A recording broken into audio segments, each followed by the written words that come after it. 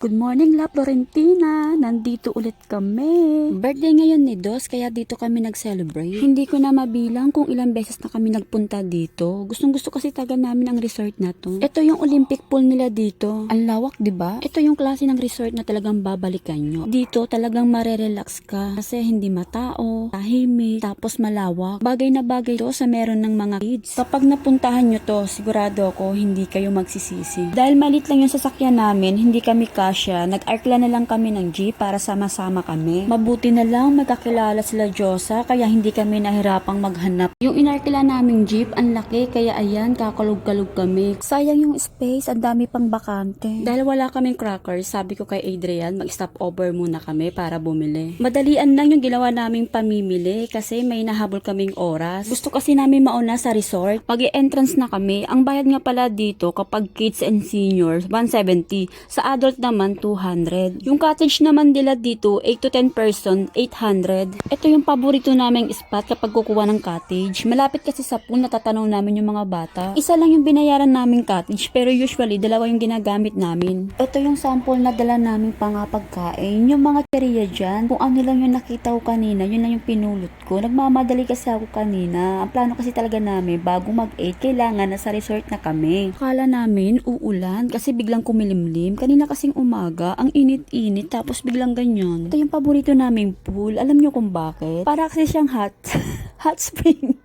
hindi siya malamig, hindi rin naman mainit. Yung sakto lang. Tapos, 3 feet yan to 4 feet. Habang pupunta ka dun sa dulo, lumalalim siya. Ang haba ng pool na yan, kasi kahit dumami na yung mga bata, nagmumukha pa rin maluwag sa laki ng pool. Kasi maganda rin dito, yung tubig nila napapalitan. So, kahit maghapon ka dyan, hindi siya lumalabo. Ito naman yung kiddie pool. Pang 2 feet lang yan, guys. Pero maganda din dyan kasi yung tubig, malamig, masarap sa katawan. Kaya ano pang hinihintay nyo? Try nyo na dito, hindi kayo magsisisi. Syempre, sa bawat gala namin, hindi pwedeng walang tantrum si Dos. Inahon siya ni Daddy sa pool kasi hindi pa kumakain. Si Dos kasi kapag nasa tubig, ayaw nang aahon. Gusto niya sa tubig lang. Ang saya ko, no? Add ko lang. Pag nag-ihaw ka nga pala dito, ang babayaran mo 100. Tapos ang pinakagustuhan talaga namin dito, yung ilaw, libre. Huwag kang maingay, ha? Ito yung sinasabi ko sa inyo. Na itong resort na to, hindi siya crowded. So, pwede nyo siyang masolo, lalo na kung pupunta kayo. Yung mga alanganing buwan, araw, kayo lang talaga kasi naranasan namin yan.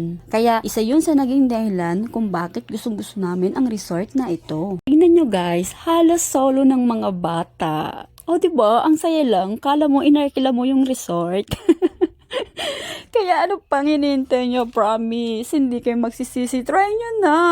Ang ganda talaga dito, makulimlim lang kaya hindi gaano appreciated yung view. Pero sa personal, mas maganda yan.